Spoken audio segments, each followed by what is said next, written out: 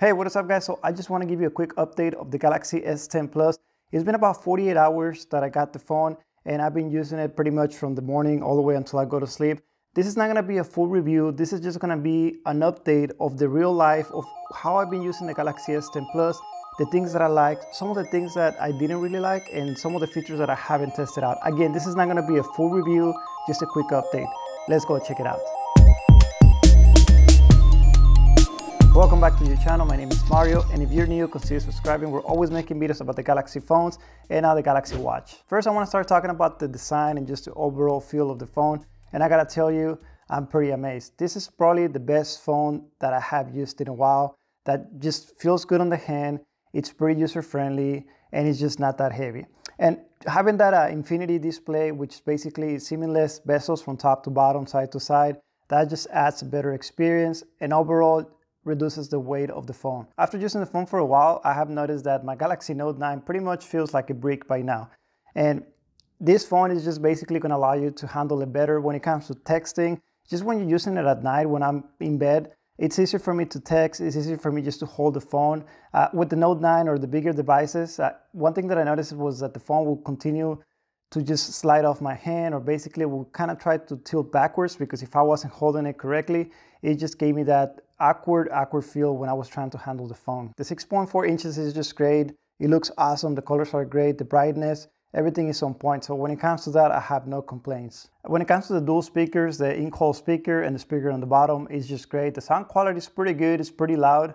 I think it's a little bit better compared to the Galaxy Note 9 that I had, but we'll do a comparison on that. But one thing that started to bother me, and again, it's probably just gonna be me, is that when I'm consuming content, for example, if I'm watching a YouTube video and I have it over 50% of the volume, maybe 60%, I notice that there is a significant vibration on the back of the phone. And not just on the bottom where the speaker is, it just feels like the whole vibration or the sound resonates all the way across the back panel, and you can feel it on your hand. So usually when I'm holding the phone, and I don't know why, but this is how I hold it, I can feel the vibrations in my fingers, and that's driving me crazy. And it's really not that noticeable, but it's really not a soft vibration. Like you can tell, like kind of reminds me of the budget phones, the older phones, when you bump up the volume and the phone just kind of starts shaking on the back. That's the experience that I got. And I checked with several people, and some people have mentioned like, yep, they can tell it's there. Some people really don't care for it. Others feel like it's just minimum. Some people just think it's cool because the volume is so great that the whole phone vibrates. I personally, it's starting to bother me. And one thing that I noticed is that if you use a thin case, it gets even worse. Like it makes that vibration even worse. So I did test it out with some of the other cases, some of the thicker cases, and I noticed that the vibration wasn't bad at all. Some of them you couldn't even tell. Some of the cases allow the vibration to be a little bit softer. So that's just something to keep in mind. But I'd love to hear, let me know in the comment section below if you have tested it out and what experience did you had with the vibration when it comes to just playing, consuming content. Like if you're playing a video and you just turn up the volume to 60–70%, do you get the vibration on the back of the phone? Let me know in the comment section below. Moving into something more positive, let's talk about the battery. Now, battery life is great. It's about the same that I'm getting with the Galaxy Note 9, maybe even better, but time will tell. What I noticed so far in this past 2 days, in one day that I did a control test, I got about 25–26 hours of use on a single charge, and I got close to 8 hours of screen time. Believe it or not, I mean, this has probably been the best that especially on screen time, it's probably been the highest that I got on the phone. But of course, time will tell. And that doesn't include the new software optimization that is supposed to adapt to your behavior and help you prolong the battery life so it doesn't consume as much battery, but we'll definitely talk about that on the full review. And when it comes to charging the phone, I basically went from 0 to 100 in about an hour and 45 minutes using the fast charging.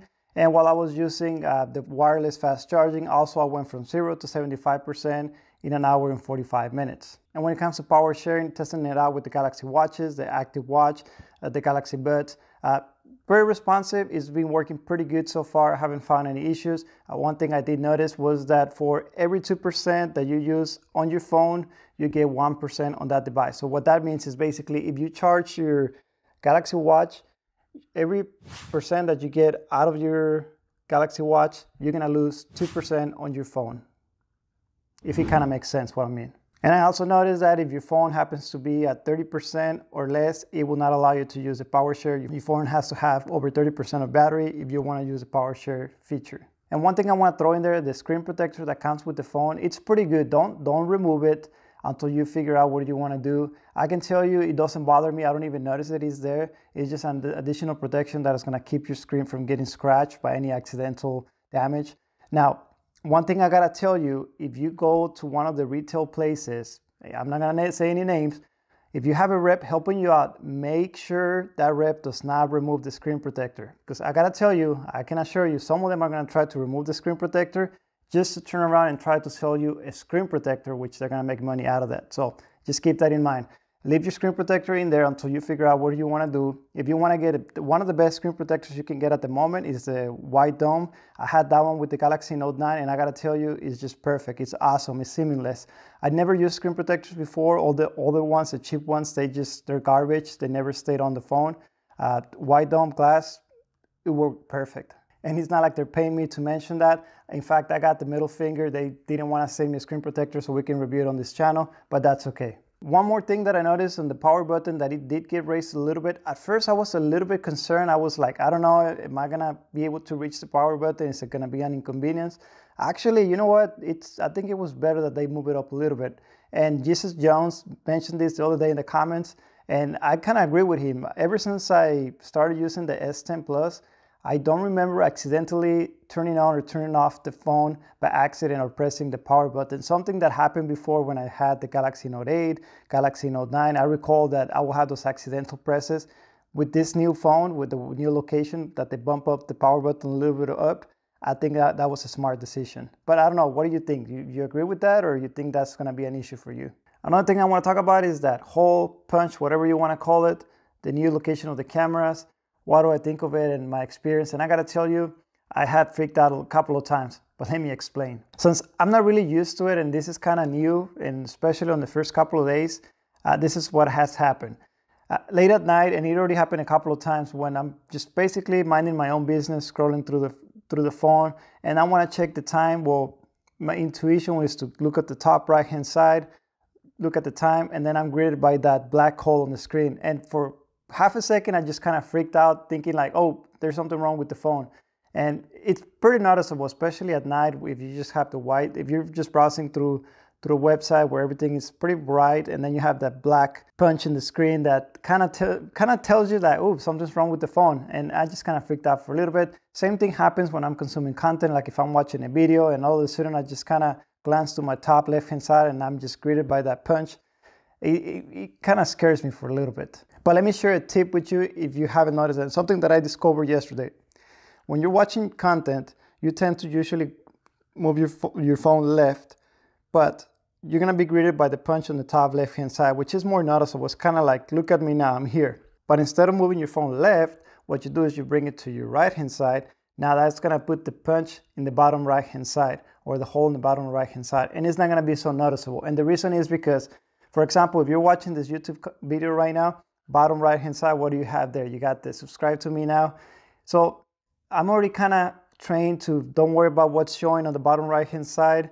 Usually what's on the top, when everything looks pretty clean, is more noticeable. So hope that helps. Try it out yourself and let me know. And another thing that kind of bothers me too is that usually when I bring down the notification bar, I usually go towards my top right-hand side corner. Usually that's what I do. And now every time I do that, I basically just swiped right on top of the camera.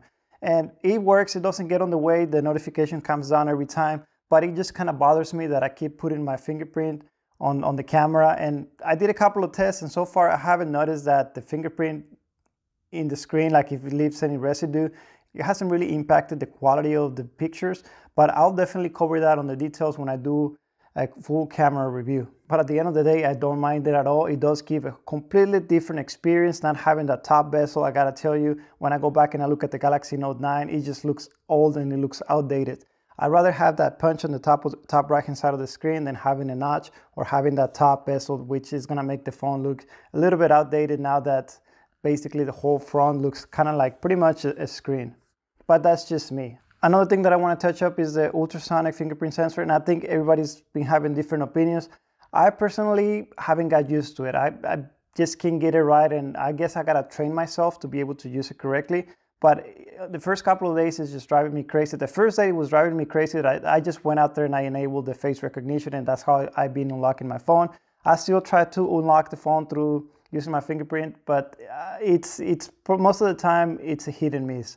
And I noticed that, yeah, a lot of it has to do with just getting used to it. It's not gonna work the same way as the old phones where you just basically put your finger in there and it recognizes it. Now you kind of have to press on it. You have to put your whole thumb for it to work, or your whole finger for it to work. That's what I noticed so far, but I definitely need to go back and learn more about it and understand what I'm doing wrong. Now, iris scanner, I know a lot of people mention, oh, where's my iris scanner? I gotta tell you, the only time I was using iris scanner was when the Galaxy Note 7 was there.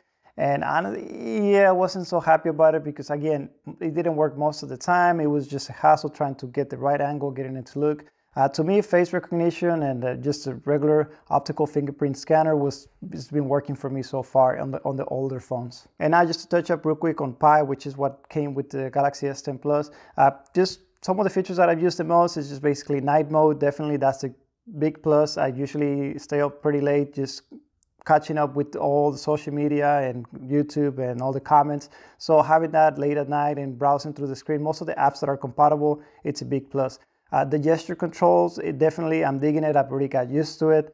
I'm definitely liking the gesture controls, which you can enable or disable it depending if you like them or not. Also, when it comes to RAM, I noticed one thing that I point out when I did the unboxing was that out of the box we were getting, so this phone is 8 gigabytes, and out of the box we were getting I remember it was about 5 gigabytes of available RAM that you could use for anything that you were going to do with the phone.